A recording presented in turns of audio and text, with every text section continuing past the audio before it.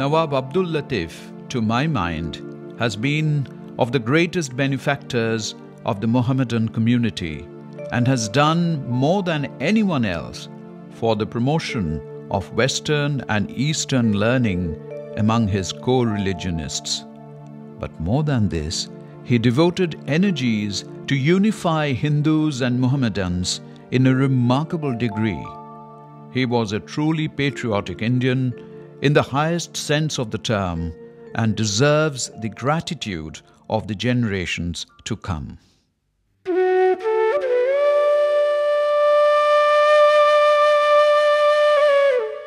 নবাব আব্দুল লতিফ 1828 সালে অধুনা বাংলাদেশের ফরিদপুর জেলার রাজাপুর গ্রামে জন্মগ্রহণ করেন।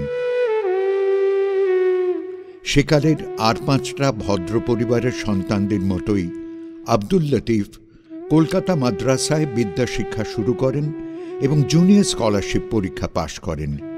এখানে আরবি, ফার্সি, উর্দুর সাথে সাথে নিম্ন বৃত্তিমানের ইংরেজি শিক্ষারও সুযোগ পান তিনি। আব্দুল লতিফের পিতা কাজী ফকির মোহাম্মদ কলকাতায় সদর দেওয়ানি আদালত ও নিজামতে আইন ব্যবসা করতেন। তাঁর পূর্বপুরুষদের প্রায় সকলেই ছিলেন কবি, হাদিস ও ইতিহাসবিদ।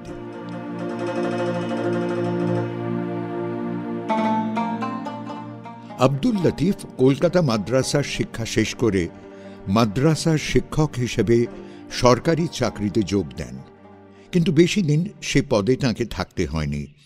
মাত্র 20 বছর বয়সে তিনি 24 পরগনার ডেপুটি ম্যাজিস্ট্রেট পদে যোগ দেন। তিনি স্বভাবে খুব ন্যায়নিষ্ঠ ছিলেন।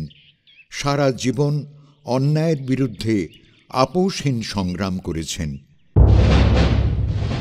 ইংরেজ সরকারের অধীনে চাকরি করলেও তাদের অন্যায় তিনি কোনো দিন সমর্থন করেননি। সাতক্ষীরা মহকুমার ডেপুটি ম্যাজিস্ট্রেট থাকাকালে তিনি ইংরেজ নীলকরদের অন্যায় অত্যাচারের বিরুদ্ধে রুখে দাঁড়িয়েছিলেন এবং নীল চাষ বন্ধ করে দিয়ে তাদের দাসত্ব থেকে কৃষকদের মুক্ত করেছিলেন। এই ঘটনা ঘটেছিল 1858 সালে দীনবন্ধু মিত্রের নীল দর্পণ নাটক লেখার 4 বছর আগে। সুদীর্ঘ 36 বছর সরকারের বিভিন্ন গুরুত্বপূর্ণ কাজে নিয়োজিত থেকে 1884 খ্রিস্টাব্দে নবাব আব্দুল লতিফ অবসর গ্রহণ করেন। চাকরি থেকে অবসর গ্রহণ করলেও অবসরের আলস্যে বাকি জীবন অতিবাহিত করেননি। এই সময় তিনি মুসলমানদের মধ্যে শিক্ষা বিস্তার এবং শিক্ষার সংস্কারে আত্মনিয়োগ করেন। তিনি একসঙ্গে 2টি কাজ শুরু করলেন। একদিকে মুসলমানদের বোঝালেন নিজেদের অবস্থার উন্নতির জন্য সরকারের অনুরক্ত হতে, আবার অপরদিকে সরকারকে বোঝালেন মুসলমানদের উন্নয়নে সহানুভূতিশীল হতে।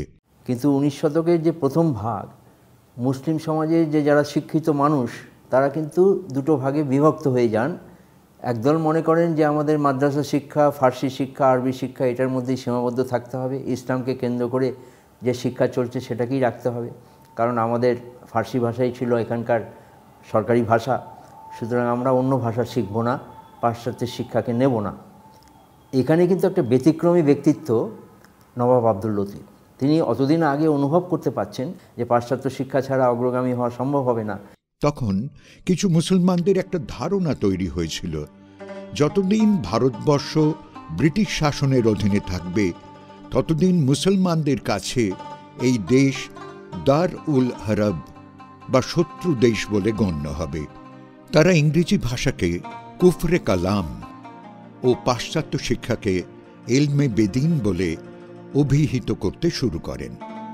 নবাব আব্দুল লতিফ বুঝতে পারলেন মুসলমানদের এই অবস্থান তাদের আর্থসামাজিক উন্নয়নের পথে বাধা হয়ে দাঁড়াবে, কারণ সরকার তাদের বিরোধিতাকে সবসময় বড় করে দেখিয়েছে, কখনো তাদের ধর্মবিশ্বাস ও সমাজ ব্যবস্থার উপযোগী করে ইংরেজি শিক্ষার ব্যবস্থা করেনি। পলাশির যুদ্ধের পরে মুসলমানরা যে একেবারে, অমর্ত্য সেনই বলেছেন যে একেবারে শুয়ে পড়ল, একেবারে হতাশা, এইখানে উনি জন্ম নিলেন 1829 বা 1828, সেইখানে উনি শুরু করলেন এই হতাশাটা কাটাতে হবে। হতাশা কাটানোর অন্যতম রাস্তা হচ্ছে রাস্তায় নামতে হবে, এবং সেটা শিক্ষা ছাড়া হবে না। এইটা হচ্ছে ওনার একটা প্রধান অবদান। দ্বিতীয় অবদান হচ্ছে যে অযথা ইংরেজের সঙ্গে আর বাদাবাদি না করে আমাদের যে অংশটা আছে সেটা আমাদের বুঝে নিতে হবে। এটা একটা রাজনীতি। সিপাহ বিদ্রোহ কিন্তু নবাব লতিফ তারা কিন্তু সমর্থন করেছেন সিপাহ বিদ্রোহ। তো সেই কারণের জন্য ওনারা বুঝেছিলেন যে ইংরেজকে দিয়ে চলবে না। আর আরেকটা হচ্ছে শুধুমাত্র এই কথাগুলো বললে হবে না, এই কথাগুলো মানুষের মধ্যে নিয়ে যেতে হবে। সুতরাং মানুষের মধ্যেও তারা নিয়ে গিয়েছে। 1863 এপ্রিল মুসলমানদের সার্বিক কল্যাণের জন্য তিনি মোহামেডান লিটারেরি সোসাইটি প্রতিষ্ঠা করলেন। দীর্ঘ 12 বছর নিরবচ্ছিন্ন আন্দোলন করেন বাংলার মুসলমানদের শিক্ষা ও সামাজিক উন্নয়নের জন্য। নবাব আব্দুল লতিফ 1848 খ্রিস্টাব্দে ক্যালকাটা মাদ্রাসার দায়িত্ব নেওয়ার পরে তিনি অ্যাংলো আরবিক ডিপার্টমেন্টকে উন্নত করার চেষ্টা করেছিলেন, এবং মুসলিম ছাত্ররা যাতে ইংরেজি শিক্ষায় প্রতি আগ্রহ দেখায় সেজন্য করে তিনি 1853 খ্রিস্টাব্দে একটি প্রবন্ধ প্রতিযোগিতার আয়োজন করেছিলেন যে মুসলিম ছাত্রদের পক্ষে ইংরেজি শিক্ষা গ্রহণ কতটা লাভজনক। এই প্রবন্ধ প্রতিযোগিতায় প্রথম স্থান অধিকার করলেন মুম্বাইয়ের একজন শিক্ষক আব্দুল ফাতা, এবং তিনি 100 টাকা পুরস্কার পেলেন। কিন্তু যারা এই প্রবন্ধ প্রতিযোগিতায় বিপক্ষ মত দিয়েছিলেন তারা আব্দুল লতিফের তীব্র সমালোচনা করলেন এবং তারা তাকে ইসলামের শত্রু বলে আখ্যায়িত করলেন। 30 নভেম্বর 1870 আব্দুল লতিফ মোহামেডান লিটারেরি সোসাইটির উদ্যোগে একটি সভার আয়োজন করেন। এই সভায় জৌনপুরের মৌলভী কেরামত আলী যুক্তি আর তথ্য দিয়ে বোঝান যে দেশে মুসলমানরা ধর্মকর্ম করতে পারে সে দেশ দার উল হারাব নয়, দার উল ইসলাম। মুসলমান সমাজের মধ্যে এই প্রচার জোরদারভাবে শুরু করলেন নবাব আব্দুল লতিফ। মুসলমানদের ব্রিটিশ শাসনের প্রতি অনুগত করার চেষ্টা করলেন। এসবের সাথে সাথে সরকারের বিভিন্ন স্তরে আলাপ আলোচনা করে সরকারকে বোঝানোর চেষ্টা করলেন মুসলমান সমাজের করুণ পরিস্থিতির কথা। রাজনীতি থেকে তিনি সচেতনভাবে মুসলিম সমাজকে, বাংলার মুসলিম সমাজকে দূরে রাখার চেষ্টা করেছেন, কারণ তার মনে হয়েছে ওই 1857-58-এর সময় ব্রিটিশরা যে সন্দেহপ্রবণ হয়ে গিয়েছিল মুসলিম সমাজের প্রতি, সেটাকে প্রশমিত করতে হবে। না করলে ব্রিটিশদের সহযোগিতা ছাড়া মুসলিম সমাজের, পশ্চাৎপদ মুসলিম সমাজের জ্ঞানী বিজ্ঞানে, চাকরির ক্ষেত্রে, অন্যান্য ক্ষেত্রে, জাগতিক ক্ষেত্রে অগ্রসর সম্ভব হবে না। তিনি সচেতনভাবে কিন্তু রাজনীতি থেকে দূরে থাকার চেষ্টা করেছেন এবং ব্রিটিশদের সঙ্গে, ব্রিটিশ রাজপুরুষদের সঙ্গে সর্বদা তিনি একটা সহযোগিতার হাত বাড়িয়ে রেখেছিলেন। একসময় তার পরামর্শ অনুযায়ী মুসলমানদের ইংরেজি শিক্ষার জন্য সরকারের কাউন্সিল অফ এডুকেশন 1854 সালে কলকাতা মাদ্রাসায় অ্যাংলো পার্সিয়ান বিভাগ খুলে দেয়, যা আজও স্বমহিমায় বিরাজমান।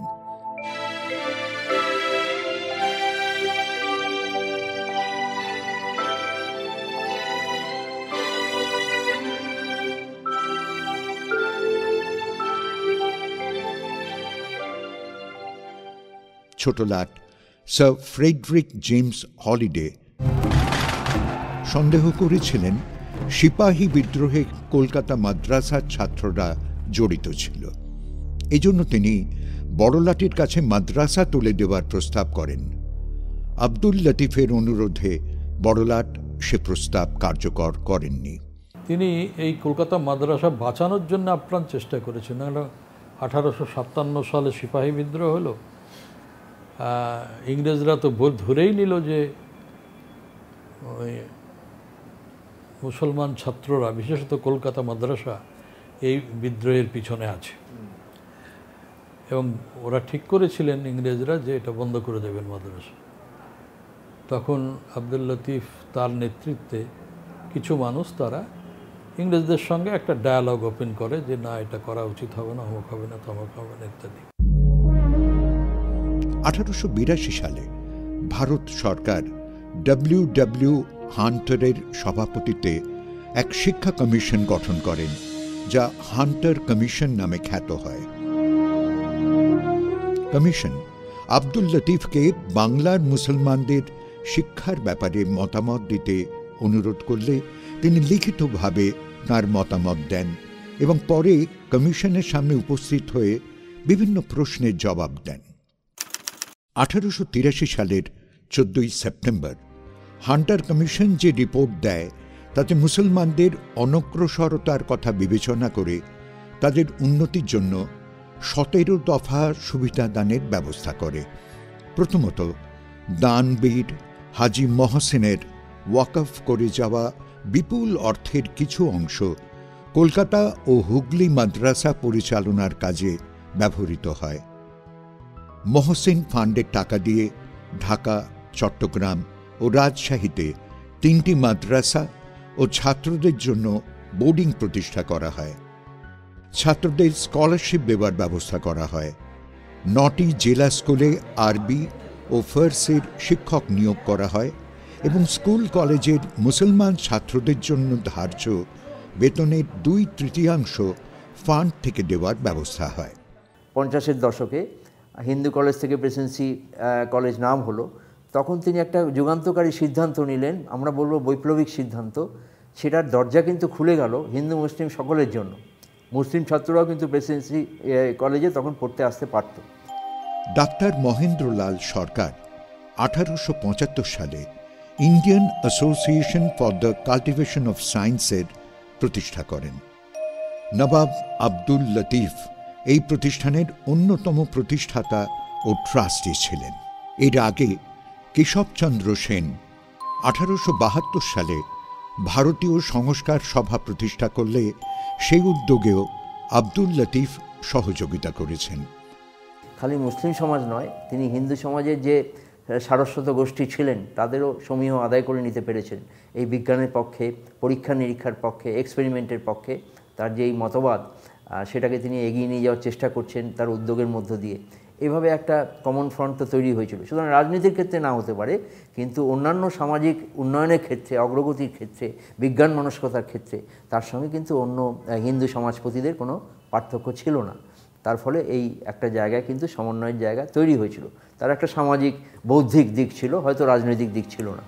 1861 সালে নবাব আব্দুল লতিফ বাংলা প্রদেশের প্রথম লেজিসলেটিভ কাউন্সিলের সদস্য নির্বাচিত হন। পরে কলকাতা বিশ্ববিদ্যালয়ের ফেলো ও সিন্ডিকেটের সদস্য নির্বাচিত হয়েছিলেন। চাকরি জীবনে তাঁর দক্ষতা, সততা ও জনহিতকর কাজের স্বীকৃতি স্বরূপ সরকার তাঁকে বাৎসরিক 1000 টাকা পেনশন মঞ্জুর করেন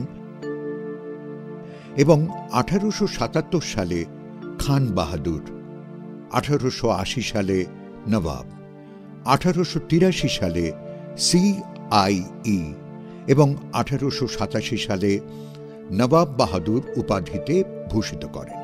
তিনি তার আত্মজীবনীতে লিখেছেন, দেশের জনসাধারণের শিক্ষার জন্য, বিশেষত মুসলমানদের শিক্ষার উন্নতির জন্য আমি আমার জীবনের শ্রেষ্ঠ বছরগুলি অতিবাহিত করেছি। মুসলমানদের মধ্যে যে কিছুটা শিক্ষার আলো ফুটেছে, এই সমাজ থেকে একে ফজলুল হক বেরিয়েছে, এই সমাজ থেকেই মুজিবুর রহমান বেরিয়েছে, এই সমাজ থেকে কাজী নজরুল ইসলাম বেরিয়েছে, এই সমাজ থেকেই ডক্টর শহীদুল্লাহ বেরিয়েছে। তো তারা তো আব্দুল লতিফের সাহচর্য পেয়েই হয়েছে, হয়তো ফিজিক্যালি পায়নি, কিন্তু তার যে ক্ষেত্র উনি প্রস্তুত করেছেন সেইটাই তো পেয়েছে।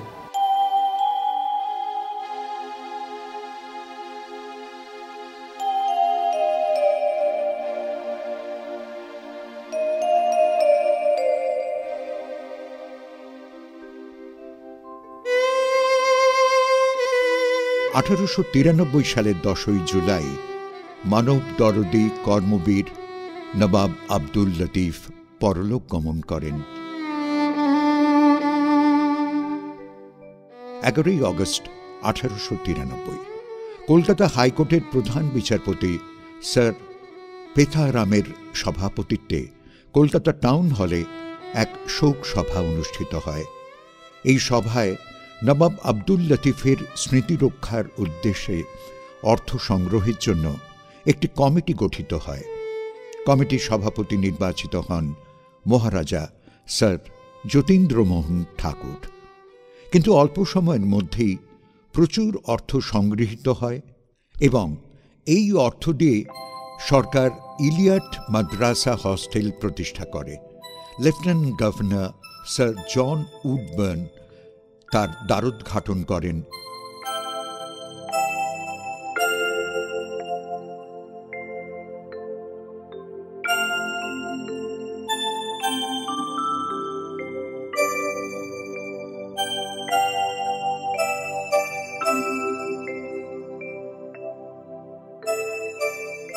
A great benefactor of the Mohammedans of Bengal, who was foremost in every good work calculated to promote the moral, social, and intellectual advancement of the Mohammedans of India.